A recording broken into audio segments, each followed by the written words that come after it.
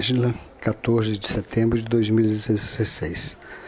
Os valores universais. Justiça.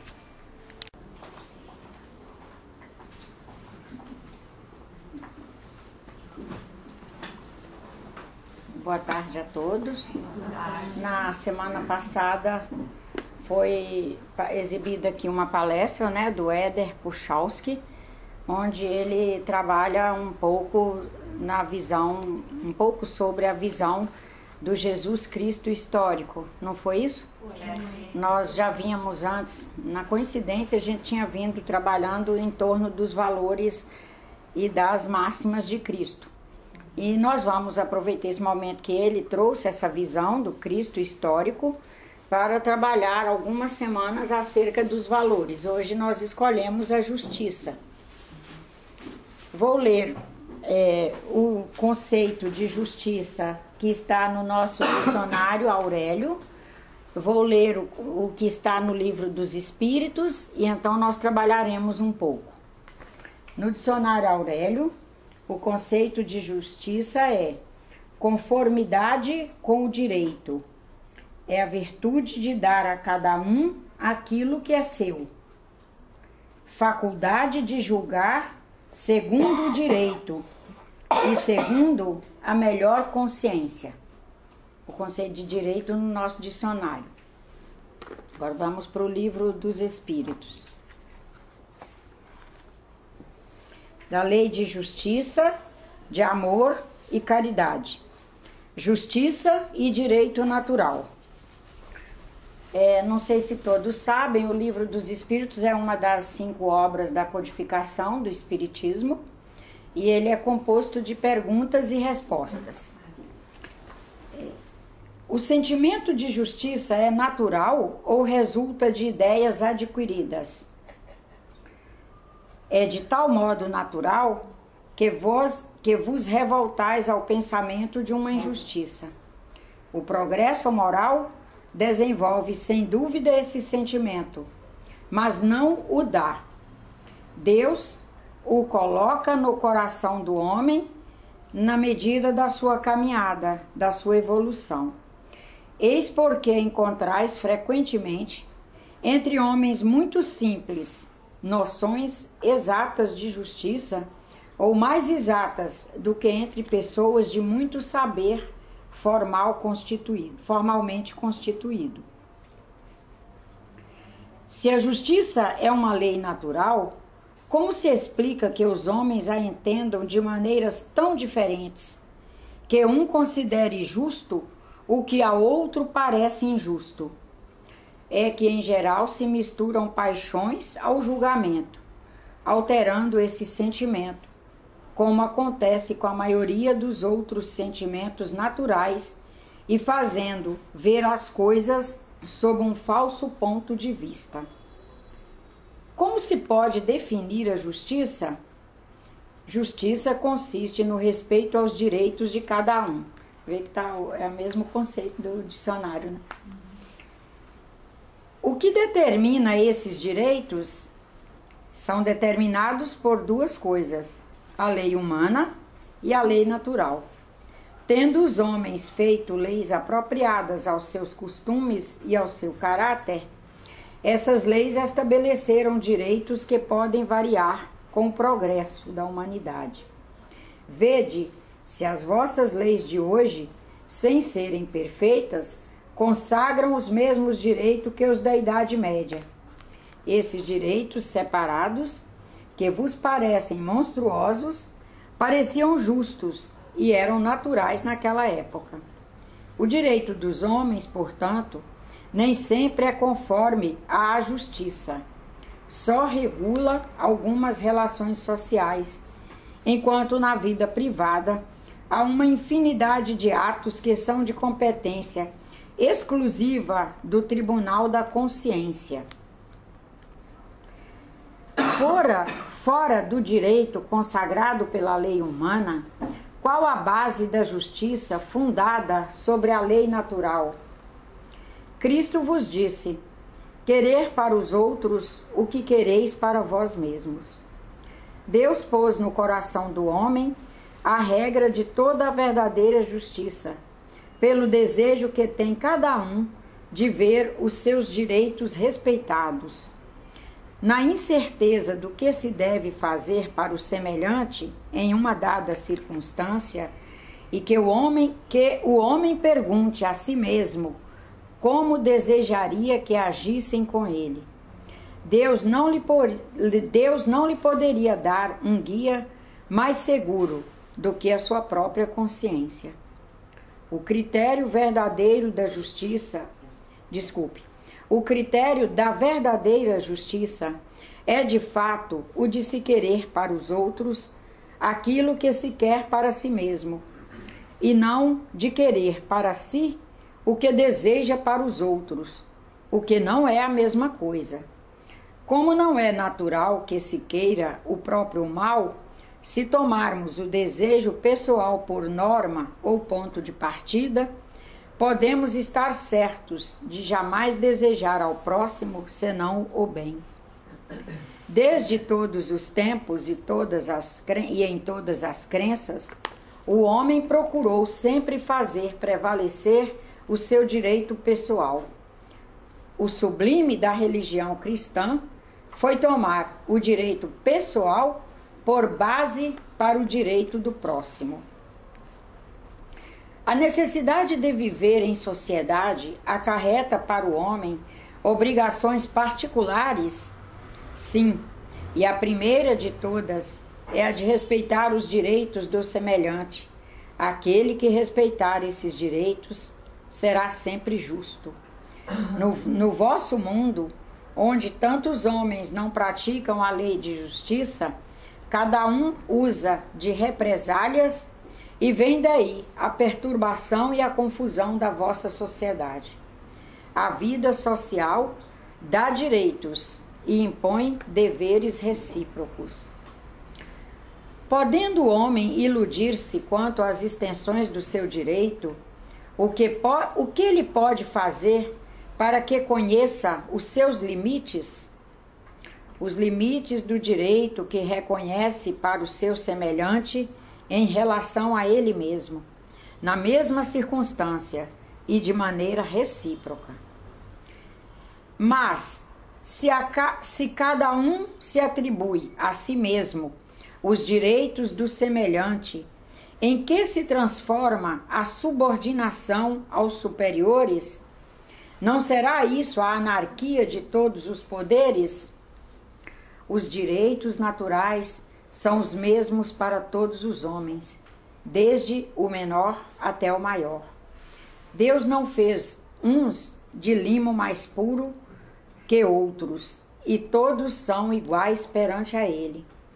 Esses direitos são eternos. Os estabelecidos pelos homens perecem com as instituições. De resto, cada qual sente bem a sua força ou a sua fraqueza, e saberá ter sempre uma certa deferência para aquele que o merecer, por sua virtude e por seu saber. É importante assinalar isto para que os que se julgam superiores conheçam os seus deveres e possam merecer essas deferências. A subordinação não estará comprometida quando a autoridade for conferida à sabedoria. Qual seria o caráter do homem que praticasse a justiça em toda a sua pureza? O do verdadeiro justo, a exemplo de Jesus, porque praticaria também o amor do próximo e a caridade, sem os quais não há a verdadeira justiça. É um capítulo bem longo, ele continua. O próximo subcapítulo seria direito de propriedade, mas o nosso tempo é curto, não dá. E é uma pena, porque no direito de propriedade, numa visão espírita, entra não a propriedade material apenas, também ela, mas as propriedades ligadas ao ser. Nós todos vamos construindo propriedades, né? Se eu conviver com essa senhora, eu vou descobrir que, por exemplo, seja propriedade nela o zelo. Aquilo já é próprio nela. Independente dela estar bem, estar feliz, estar alegre, estar saudável, ela pode estar ali, tem dia que cansada, doente, machucada pelos tropeços que a gente vai fazendo por aí afora, e ela continua zelosa. Aquilo já constitui uma propriedade. Tem pessoas que é propriedade nele a alegria. Ele amarga situações terríveis aqui na terra, mas é o que nós chamamos de fulano, a peteca não cai, né? Ele já construiu como propriedade de si a sabedoria, a alegria, e assim vai. E quando nós vamos trabalhando essas propriedades ligadas ao ser, nós vamos percebendo o quanto essa pessoa vai sempre ser missionária onde ela estiver com aquela propriedade. Assim como somos missionários com propriedades materiais, somos missionários e extremamente funcionais com todas as nossas propriedades ligadas ao ser. Depois, se alguém puder ler, é importante, porque é muito legal, gente, na medida que a gente vai estudando esse subcapítulo da lei de propriedade, nós vamos nos assenhorando mais de uma responsabilidade social para conosco mesmos, porque descobrimos algo que já é próprio em nós. E aquilo que já é próprio em nós, nós temos como ir disponibilizando para nossos irmãos, por justiça mesmo. É justo que eu, que trago essa riqueza, mesmo que ela, no meu entendimento, seja muito humilde, mesmo que eu me sinta uma pessoa ainda muito pequena, frente aos grandes missionários que a humanidade já recebeu, eu vou perceber que eu posso ser extremamente missionário naquele quesito, se eu souber fazer justiça. Aí vamos agora para a nossa justiça. Na Bíblia, em Mateus, tem uma máxima de Cristo, que é uma resposta a uma pergunta com relação à justiça. Ele responde: busquem, pois, em primeiro lugar o reino de Deus e a sua justiça, e todas as coisas serão acrescentadas. Está em Mateus 6:33. Então vamos pensar, em primeiro lugar, Cristo diz da justiça de Deus. Um materialista que visse atentamente a diversidade com que a terra é aquinhoada, ou seja, a fartura de diversidade que há na terra, uma pessoa ligada ao sistema materialista de ideias, que visse nessa diversidade as desigualdades que existem, ele nos perguntaria sobre a justiça. E muito especialmente perguntaria onde está Deus nisto. E perguntaria onde está a justiça de Deus. Onde é que nós enxergamos a justiça de Deus? Eu acho que para começar a trabalhar o sentido de justiça numa casa espírita, a primeira coisa é nós já traçarmos uma diferença entre o ser e o ter.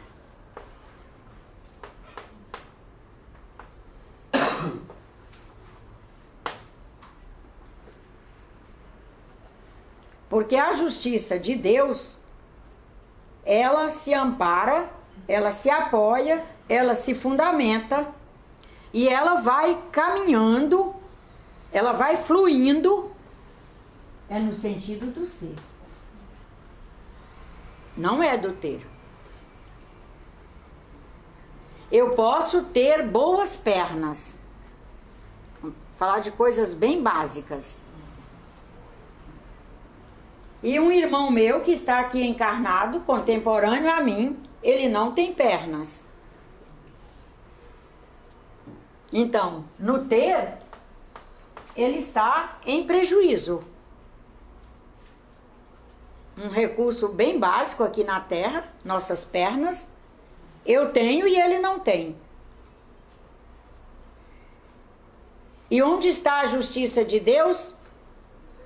Porque na construção do ser, por algum evento, aconteceu um percalço.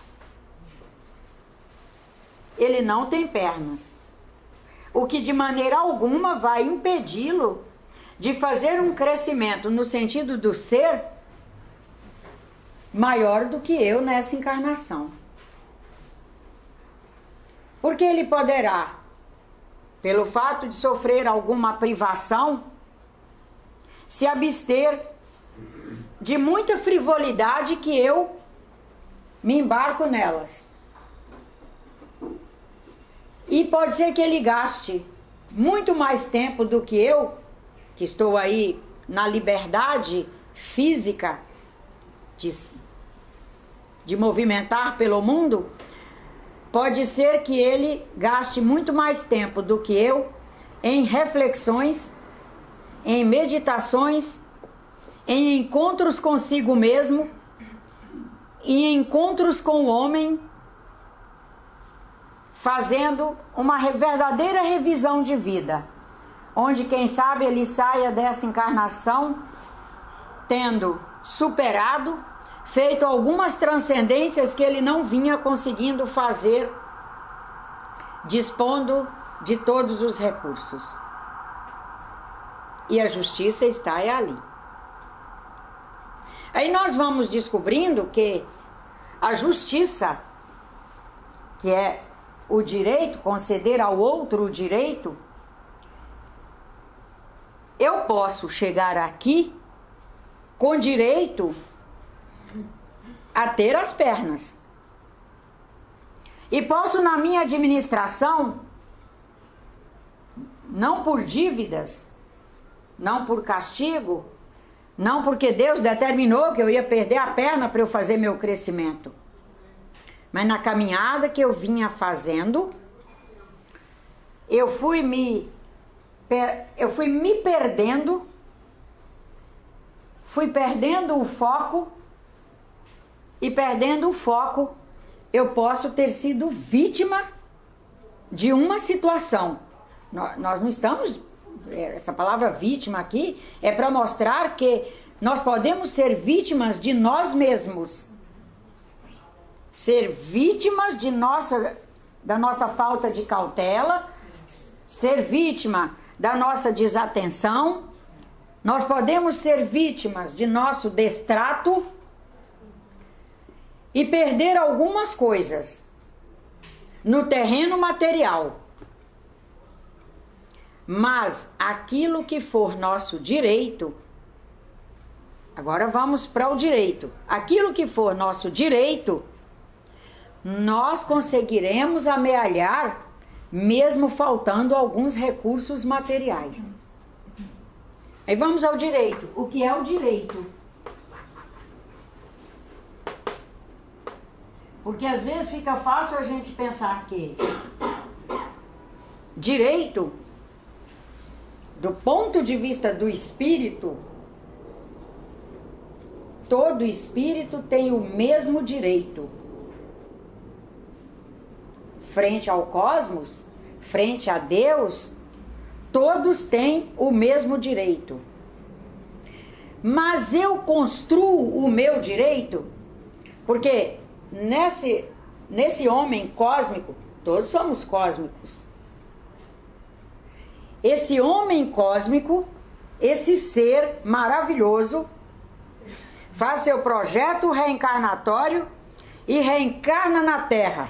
Ele entra na estratosfera da Terra, passa a ser um terráqueo, vivendo inclusive sob a égide dos circadianos, ou seja, de uma sintonia, da necessidade de um equilíbrio com o planeta, para que ele consiga se gerenciar, para que ele consiga se equilibrar, para que ele consiga todos os dias aumentar suas ferramentas morais. Nas morais estão incluídas as emocionais, as afetivas, as psicológicas, as perispiríticas, essas ferramentas todas, ele está aqui num trabalho intenso de aumentá-las, aumentando as potencialidades delas, para que elas possam o tempo todo atender a esse espírito, que apesar de ser muito antigo, é novo no instante atual. Se eu chegar e perguntar para essa senhora, a senhora pensa da mesma maneira que a senhora pensava aos 20 anos? Ela vai dizer, graças a Deus, não. Se eu chegar para a Silva e perguntar, agora vamos pegar um da casa porque é mais pesado o exemplo. Eu perguntar para a Silva, o tempo que você gasta com você é o mesmo que você gastava com você aos 20 anos? Ela vai dizer, de jeito nenhum. Deus me livre de passar o meu tempo só comigo. O tempo dela deixou de ser um direito dela? Não, ele não deixou de ser um direito dela. Se ela quiser, no exercício do livre-arbítrio dela, ela vai gastar o tempo com ela, todo. Mas quando ela foi vivendo esse tempo da terra, quando ela foi vivendo com toda essa gente, e que ela viu tanta gente que ela pode dispor um momento para dar um telefonema, saber como está, dispor um outro momento para fazer uma visita, dispor um outro momento para lavar a roupa de alguém que precisa, para ir fazer um passe em alguém, para ir fazer isso, para trabalhar, ganhar um dinheiro, com o dinheiro poder bancar um prato de comida para alguém que precisa vir fazer um concurso, o outro precisa fazer um tratamento, o outro precisa não sei o quê. Ela foi vendo que, por justiça, vivendo numa diversidade, apesar dela ter o direito ao tempo para ela divide com os irmãos. Ela divide com a humanidade. Aquela que gastava, que aos 20 anos falava isso, falava aquilo, falava mais aquilo, hoje ela olha com o olhar da maturidade e às vezes até tem vontade de falar alguma coisa e ela diz, não, eu não vou falar. Eu vou fazer prece, os bons espíritos vão falar isso com essa pessoa de outra maneira. Por justiça com essa pessoa e por justiça comigo, eu não vou falar. Eu não tenho a competência para falar. Eu vou pedir ao irmão Bezerra de Menezes, vou pedir ao irmão Locádio, vou pedir à irmã Marina, que construa a melhor linguagem e faça isso chegar nessa pessoa. É a justiça sendo determinada entre o ser e o ter. O tempo todo nós olharemos para nossos irmãos e buscaremos se aquele ser, por exemplo, tem condições de ouvir o que nós sabemos que ele precisa ouvir. Se formos os estilos que ainda até se envaidecem de dizer, falo o que eu quero na hora que eu bem quero, ele ainda não está nesse binômio de o tempo todo avaliar o ter e o ser, o ter e o ser. Tem condições de eu falar? Eu tenho condições para falar? A primeira coisa não é nem o outro ter condições de ouvir. O outro terá sempre condições de ouvir quando eu for um bom hermeneuta. A hermenêutica é o ramo da ciência que estuda e tenta qualificar a humanidade para falar a coisa certa, na hora certa, com a pessoa certa, da maneira certa. Ou pelo menos a coisa mais certa possível, da maneira mais certa possível, na hora mais certa possível, com o tom mais certo possível. Porque às vezes quando fala em justiça, a gente sempre leva para situações escabrosas, a gente leva para situações mais pesadas, e a gente até esquece que essa justiça que vai atender situações mais pesadas, essa justiça que vai nos atender no sentido de uma organização social melhor, para sermos uma sociedade mais equilibrada, menos desigual e etc., que ela vai acontecer quando acontecer em cada um de nós. Porque todas as aquisições que uma sociedade faz, aquilo acontece na soma de todos. Quando todos forem fazendo um olhar acerca da justiça, acontecerá a justiça nos âmbitos maiores, e inclusive no sentido das legislações e do cumprimento das legislações. Mas isso é uma aquisição que nós temos que ir construindo passo a passo, fazendo olhares o tempo todo para nós e para o outro, para nós e para o outro, para a vida aqui fora, olhando desde o direito de uma planta. O direito de uma planta. Eu fico horrorizada de ver como as plantas são tratadas nos meios urbanos. As pessoas compram vasos de plantas lindas e colocam ali na porta de seus estabelecimentos comerciais, que eu tenho acesso aos estabelecimentos que eu passo nas portas. Aí a coitada da planta já está no mineral purinho. A terra ali só é mineral. Nunca mais ela recebe um adubo. Nem as cascas de laranja que eles comem, porque se pusesse isso já estaria ótimo. A casca da laranja, a casca da mexerica, a semente do abacate, fosse jogando ali. E atender o direito daquela planta de receber um alimento. Mas nosso conceito de justiça está tão longe. E direito com relação ao outro está longe, porque os dois são juntos, né? Os dois caminham juntos. Está tão longe que mesmo seres que são indefesos e que nós carinhosamente trazemos para o nosso âmbito, trazemos porque gostamos. Eu não acredito que ninguém vá comprar uma planta que não gostar, que vai trazer um vaso de planta se não gosta dela. Não, mas está aqui fora, ainda está em desalinho. De olhar assim, essa planta está aqui, o que é que ela precisa? E precisa de água também. Também água. Às vezes ela está seca completamente.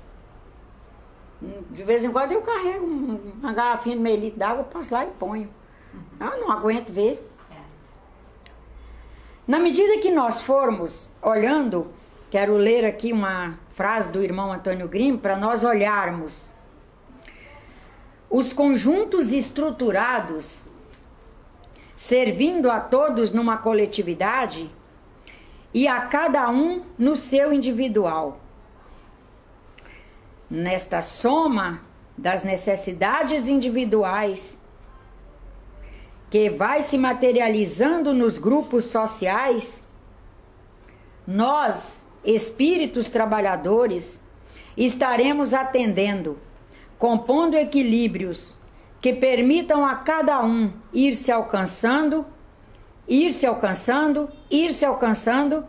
a comunidade ir se organizando. Nós, espíritos, estamos presentes nos partidos políticos, nos centros políticos, nas escolas, nos espaços públicos. Estamos presentes nos espaços que os senhores sequer imaginariam que estamos, mas ali nós estamos, tentando colaborar para compor ali os eventos de acordo com a prontidão de cada um.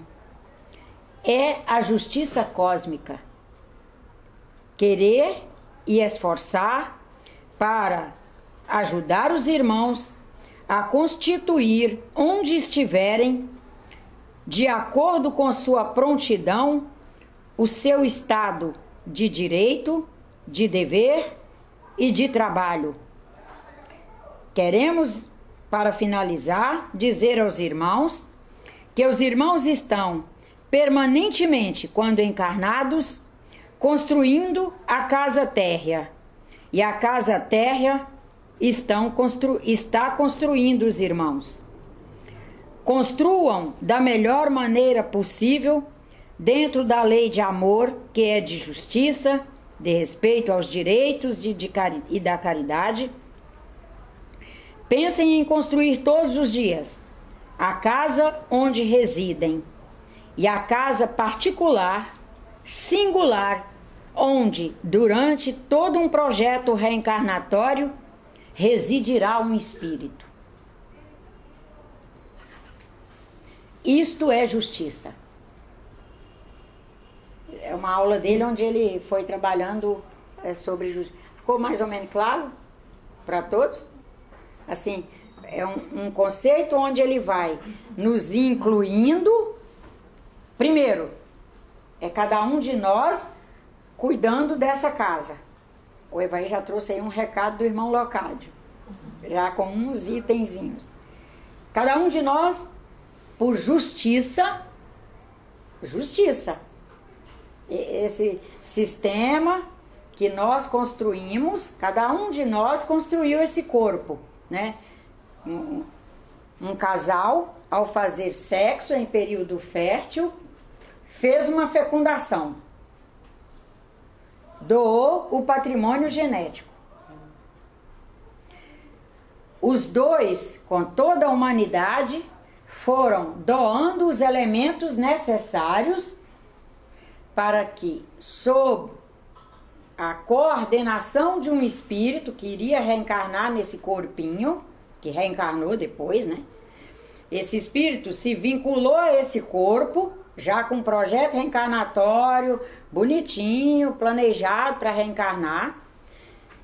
Esse espírito foi se vinculando a este corpo e num processo de doação de todos, e muito especialmente da família biológica, foi coordenando e administrando os elementos para compor um corpo de acordo com seu projeto reencarnatório. Por justiça com cada um dos senhores, eu tenho um dever de cuidar deste corpo. Este corpo bem cuidado haverá de estar o tempo todo indo a cada um dos senhores no conjunto espírito, perispírito e corpo físico, indo a cada um dos senhores e por justiça com os senhores oferecendo o melhor. Para que cada um dos senhores, numa comunhão comigo, consiga alcançar um sentido de ser melhor e coordene a sua capacidade de ter, para ter o necessário para fazer um projeto reencarnatório de alto calibre. Não somos contra ter. Nós só sabemos que o ter e o ser devem estar em equilíbrio. E que esse equilíbrio, o ter, não vai necessariamente ter que trazer um volume à altura do ser. Nós poderemos encontrar um monge que, como ser, ele é um ser de altíssimo calibre, um valor inestimável para a Terra, um valor inestimável para estabelecer um equilíbrio de paz na Terra, colaborar com o equilíbrio de paz, e ele ser alguém que tem em patrimônio material muito pouco. Para o projeto missionário que ele fez, para o que ele escolheu de caminhada na Terra, o ter patrimônio não faz diferença. Agora, nós poderíamos ter um empresário que fez um projeto reencarnatório, onde ele iria todos os dias se empenhar em gerar espaço de trabalho para pessoas.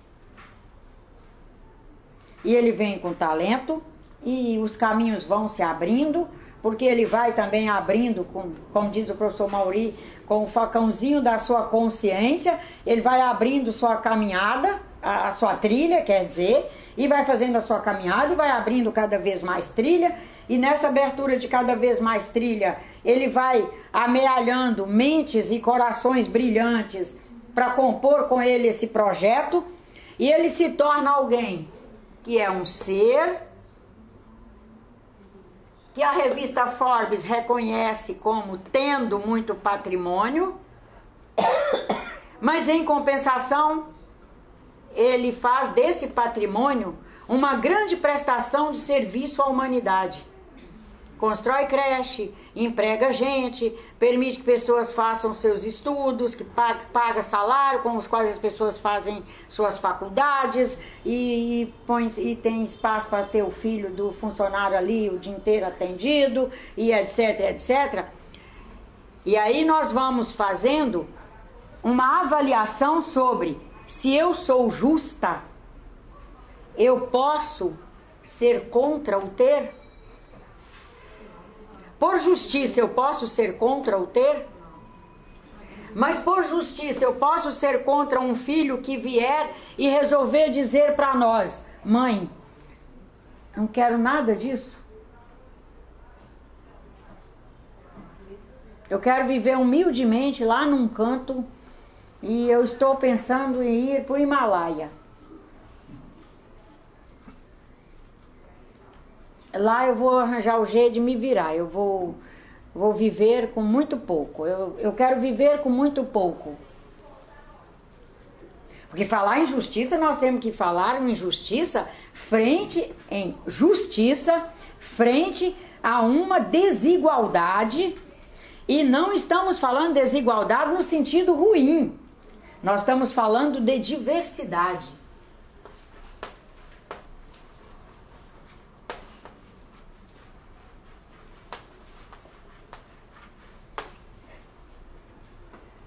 Por exemplo, Deus permite que uma pessoa extremamente inteligente, ou seja, que já alcançou, extremamente inteligente, todos são, mas alguns já alcançaram uma administração de inteligência,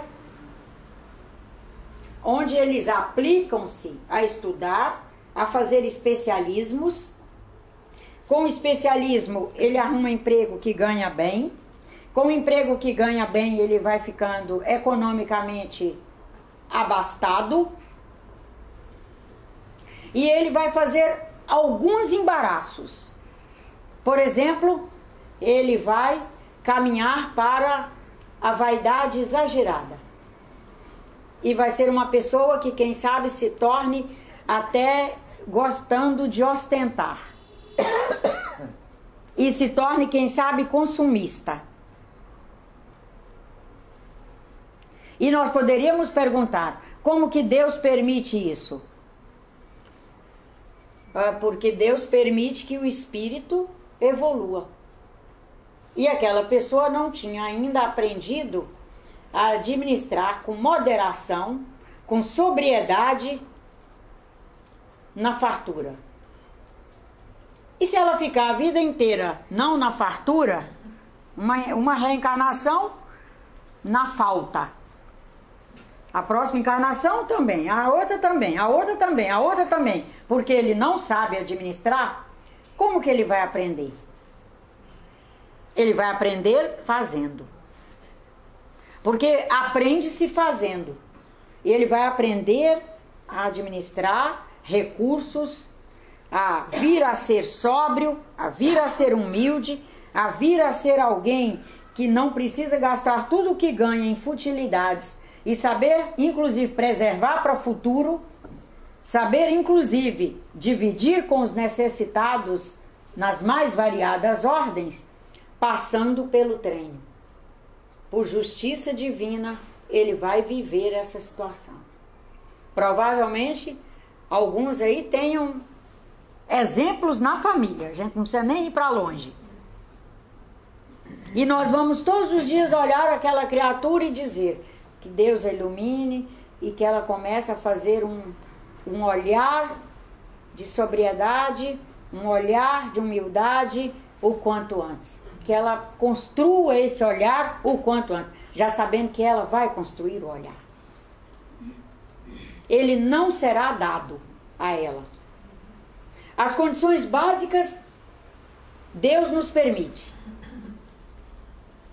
Mas a construção do nosso patrimônio pessoal, no sentido do ser, sabiamente, ele permite que nós sejamos autores, para trazermos o mérito, para fazermos autossatisfação, para conseguirmos nos reconhecer, para conseguir nos identificar.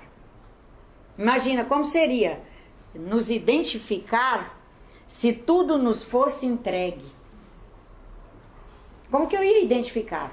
Como que eu ia enxergar a minha identidade? O irmão Antônio Grimm, até nessa mesma aula, onde ele diz, logo em seguida, depois disso aqui, os irmãos não esperem que os espíritos venham em nenhuma circunstância, e é um nenhuma assim pesado, em nenhuma circunstância infringir o livre-arbítrio dos irmãos. Isso seria desastroso, não seria justo. Os irmãos têm o direito de, na imensa diversidade de elementos, de recursos, de chamamentos, ir num processo de dentro para fora, se afinizando e localizando os pontos, os elementos e as ferramentas. E por uma questão de justiça, cada um poder fazer a sua escolha. Depois de feita a escolha, poder trabalhar a escolha e, por justiça, poder viver o produto da escolha. Se o produto é bom, os irmãos vão confirmar e continuar. E se sentem que o produto não é bom, os próprios irmãos, junto com o grupo social, vão verificar que não foi bom e vão guardar esse registro, além de fazer o novo alinhamento, de pegar a outra trilha, vamos fazer o registro e teremos aquele registro em nós para consultarmos. Segundo ele, nós vivemos de nos consultar. O que eles nos pedem nessa questão da justiça é que, por justiça, conosco mesmos, nós sejamos pessoas que se consultam mais. Isso eles estão se ressentindo. Eles acham que nós consultamos mais terceiros, eles acham certo consultar terceiro. Estou com uma situação de uma patologia qualquer, uma doença aí, eu não sei muito sobre ela, é justo que eu consulte. Estou num desacordo comigo mesma, que já está me levando à angústia, levou à melancolia, à angústia, já está levando à depressão. Consulta, ir buscar um profissional, uma especialista, alguém, pessoas que possam me ajudar. Mas que nós caminhemos para os especialistas, fazendo a nossa especialização de nos consultar. E que, segundo eles, encontraremos especialismos que não imaginávamos que tínhamos. Porque a nossa falta de consulta vem desde que chegamos à Terra aqui, né? Desde lá no início, já foi nessa coisa dos chamamentos exteriores. A gente já não foi conduzido a uma política de nos consultar, de fazer reflexão. E aí nós fomos não treinando em reflexão, não treinando em consulta. E daí que nós passamos a não fazer conosco a justiça da consulta. Nos consultar, porque na consulta, primeiro, nós vamos descobrir melhor as portas que devemos bater. E segundo, é que nós vamos descobrir recursos que nós não sabíamos que tínhamos. Fortalezas que não sabíamos que tínhamos. E também descobrir fragilidades que nunca nos demos conta que tínhamos. Porque no mundo onde ainda é possível viver máscaras, eles têm a preocupação de que nós vamos adotando máscaras. Então eu adoto uma máscara de estar sempre forte e sempre dando conta das coisas. Até um momento em que algo vem muito forte para me conduzir a me enxergar, e daí eu enxergo que eu não era essa fortaleza toda. Que também no terreno da justiça, maravilhoso. Porque é justo que eu me veja, porque na medida que eu me vejo melhor, eu me vejo com mais acuidade, eu me vejo com mais precisão, eu começo a ver meus irmãos com mais precisão. Sou capaz, por exemplo, de a partir dali ser mais generosa. Sou capaz de ser mais pontual nas minhas atividades de auxiliar os irmãos, porque sou capaz de enxergar melhor. O que nós, com muita fé em Deus, haveremos de estar todos os dias buscando alcançar melhor o conceito de justiça, que é dar a cada um o que é direito. E que nesse cada um nós saibamos que nós somos a primeira pessoa. Porque eu só vou conseguir dar ao outro o que é direito quando eu enxergo o meu direito. Porque eu enxergando o direito, eu enxergo o limite de a partir de onde não é meu direito. Tá ficando claro isso? Aí a gente respeita o outro. Quando nós temos uma visão fantasiosa do direito, e a justiça anda junto com o direito, quando nós temos uma visão fantasiosa, nós não sabemos colocar limites. Eu acho, por exemplo, que a Socorro tem o direito de ouvir alguma coisa da minha parte para ela começar a alinhar.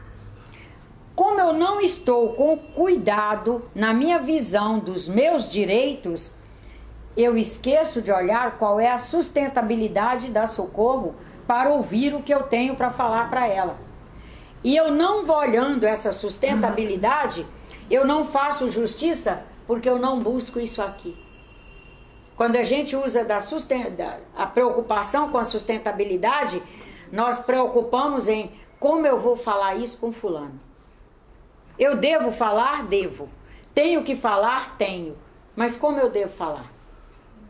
Como eu devo falar? E será que sou eu? Será que eu sou a pessoa certa para falar? Eu posso descobrir que não serei eu a pessoa certa. E que é, por sinal, alguém muito mais simples. É alguém que a gente imagina assim, nossa, mas fulano falar... Mas acontece que fulano, por ele ter alcançado um status de se reconhecer simples, ele vai adotar uma linguagem simples. E ele vai adotar de uma brandura que vai fazer com que ele efetivamente alcance o objetivo. Às vezes exemplo também, né, Inácio? Você nem precisa falar, você às vezes está num bom dia, aí você sai, vê alguma coisa, entendeu? Você escuta, então alguém faz alguma coisa, aí você reflete, poxa. Tanto que todos os bons educadores, e os espíritos, graças a Deus, são isso, bons educadores, eles nos pedem que nós saibamos agendar as nossas falas. Que nós não saiamos falando a queima-roupa. Que nós não saiamos falando quando os ânimos estão alterados. Quando nós estamos movidos por adrenalina. Porque a chance de ou o tom, ou a palavra, ou a forma sair em desalinho é enorme. E aí todo o nosso projeto de justiça vai por terra. O objeto da fala é justo, mas a fala não foi justa. Ela não faz o objetivo, é o contrário, ela faz o contrário, que a pessoa passa a ver a outra face da história, e a face que a gente quer colocar não consegue. Ela não vai absorver no âmbito que teria que absorver. Os espíritos, eles têm nos pedido para trabalhar sempre a justiça junto com o direito e trabalhar o perdão junto com essas duas coisas. Então, na semana que vem, nós trabalharemos sobre o perdão. Que nós vamos ver que o perdão está na mesma chave. Aliás, todos os valores universais, eles são elencados, né? Pedagogicamente, infelizmente, a gente não dá conta de trabalhar todos juntos, acaba tendo que separar, mas eles são elencados. E algumas chaves que especialmente são elencadas, né? O perdão, o direito e a justiça são elencados. Não é possível nós, aqui na Terra, nesse estágio que somos, fazermos efetivamente um estado de perdão sem fazer um olhar sobre a justiça. Para perdoarmos alguém, eu faço algo que essa senhora se ressente muito comigo. E daí ela fica muito aborrecida. E passa um tempo e ela continua aborrecida. E daí ela vai dizendo a ela mesma: meu Deus, eu tenho que perdoar, Nádia. Eu tenho que perdoar, eu tenho que perdoar. Eu preciso perdoar, eu preciso alcançar.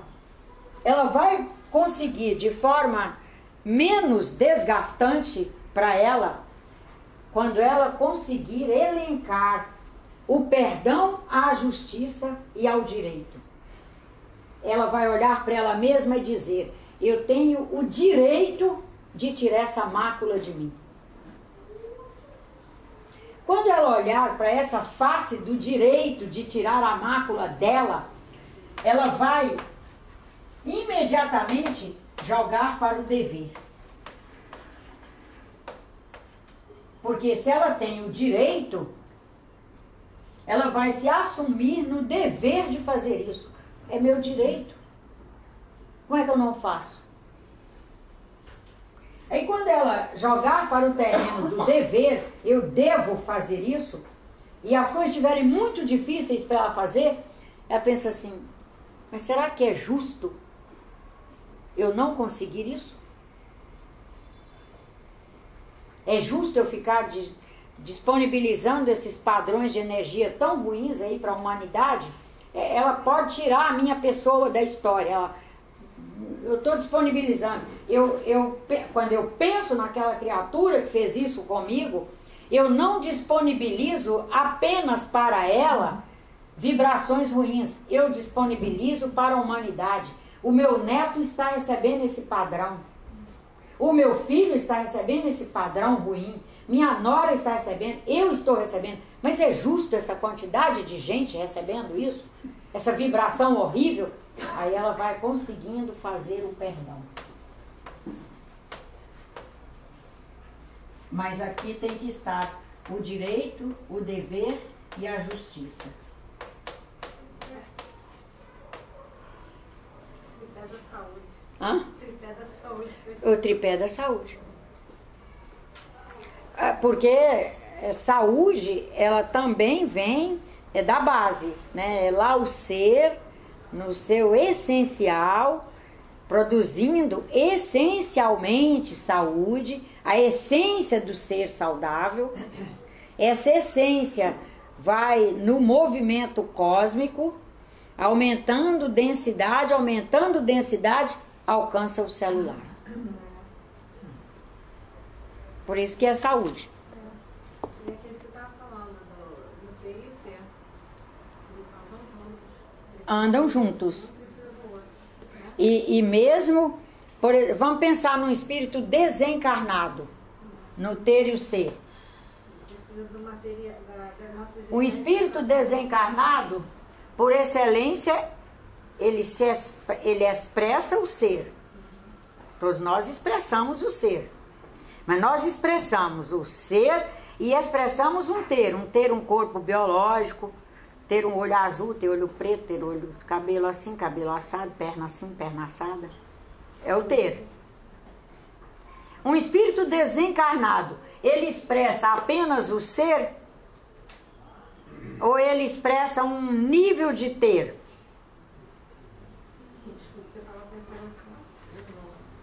Vamos colocar aqui dentro, somos homens vivendo 100 anos depois de Einstein, né? E Einstein, o espírito é energia, né? Tá aqui o espírito, energia. Para Einstein, energia é igual a matéria. E para nós também. Matéria quintessenciada. Se energia é matéria e o espírito é energia, o espírito porta uma determinada carga de matéria. Então ele porta uma certa condição de ter. Aí nós percebemos que, do ponto de vista de como nós enxergamos hoje, né? Pode ser que daqui, quando estivermos reencarnados em outras galáxias, a gente já possa mudar essa visão de mundo. Até o momento nós sabemos que, mesmo como espíritos, nós portamos uma determinada carga de ter. Isso é mais um motivo para nós nos especializarmos em nos administrar como sendo e tendo. Seria um patrimônio espiritual? DNA, no caso, hereditariedade? Não, o espírito não tem DNA, a menos que nós possamos chamar a identidade dele de DNA. Não é que como ele é energia, e energia é matéria quintessenciada, cada espírito é um determinado, vamos dizer, peso de matéria, de acordo com o nível de evolução dele. Hã? Isso, na medida que ele vai evoluindo, ele vai sendo um padrão vibratório, ele vibra numa intensidade, numa velocidade muito maior, ele vibra ondas mais curtas, mais intensas, mais profundas, mais velozes por cada segundo. Então ele é uma energia mais quintessenciada, ele é uma matéria mais quintessenciada, mas sempre vai ter o seu nível de materialidade. E eles se reconhecem sendo um nível de materialidade, os espíritos.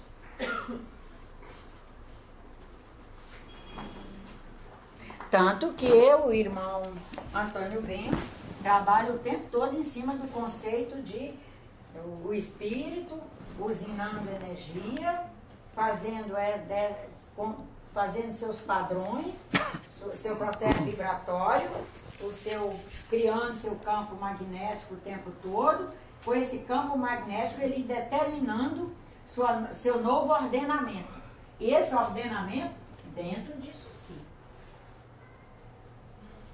Não, na visão dele, não perde a materialidade.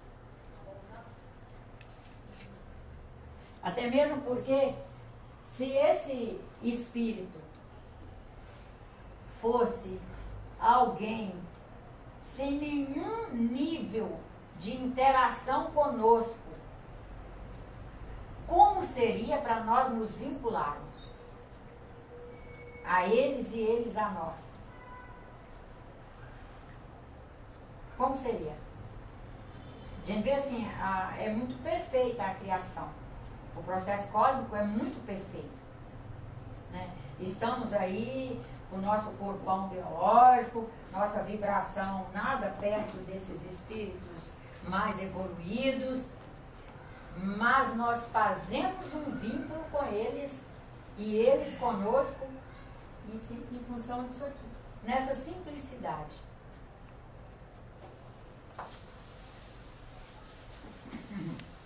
E daí que a gente vê a necessidade da justiça mais ainda.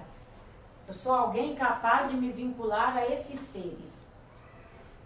É justo que eu fique fazendo pensamentos horríveis, me agarrando em mazelas daqui da Terra, impedindo que eu faça um processo vibratório, que eu tenha mais plenitude nos diálogos e na comunicação com esses espíritos bons, porque fico agarrado em mazelas da Terra e fazendo vibrações ruins. Porque a gente é isso aqui. Mas quem vai determinar nossos instantes mediúnicos, se são instantes que estão se sucedendo, que o tempo está fluindo, e cada um de nós, nesse tempo que flui, está produzindo a sua energia, usinando. Energia qualificada de acordo conosco. E com ela nós nos vinculamos aos nossos irmãos, encarnados e desencarnados. Quando eu vou qualificando essa energia que estou usinando, na qualificação que eu faço, eu já selecionei os espíritos com os quais eu vou me vincular, vou fazer sintonia de acordo só com o que eu registrar, que é um carimbo. Estou produzindo, eu vou carimbando minha energia. Ah, essa senhora aqui só pensa o bem, trabalhar, ajudar, pensar, orar. Eu não quero nada disso para a minha vida. Não vou conseguir fazer sintonia com ela. Ela já ficou fora. Ah, irmão Bezerra de Menezes, só pensa em ajudar, trabalhar, faz isso, faz aquilo, precisa de ectoplasma de tal qualificação para atender o hospital, para atender ali, atender na boca do fumo, atender lá o traficante para que ele se equilibre e faça menos dano e vá fazendo seu passo evolutivo mais rápido, e esses espíritos trabalhando, precisando de nosso ectoplasma, mas como eu também não quero esse padrão Bezerra de Menezes, também vou me excluindo. Essa exclusão nós é que fazemos, e a inclusão também. Aí nós é quem nos perguntamos, é justo eu me excluir dos melhores e ficar em processos de interação com os piores que eu falo no que diz respeito a padrão de energia? Eu acho que trabalhar a justiça numa casa espírita hoje é pensar muito em cima de a justiça no meu cotidiano, a justiça que eu faço comigo. Porque a do tribunal, a do Palácio do Planalto, a do Palácio das Laranjeiras, a da delegacia de Copacabana, a delegacia de Botafogo, a justiça que flui lá é a justiça que nós fizemos. Não vai ser outra. É aquela que nós, no conjunto, conseguimos produzir. É a primeira frase aqui do irmão Antônio Bino. Os conjuntos estruturados, compostos por individualidades, servindo a todos numa coletividade e a cada um no seu individual.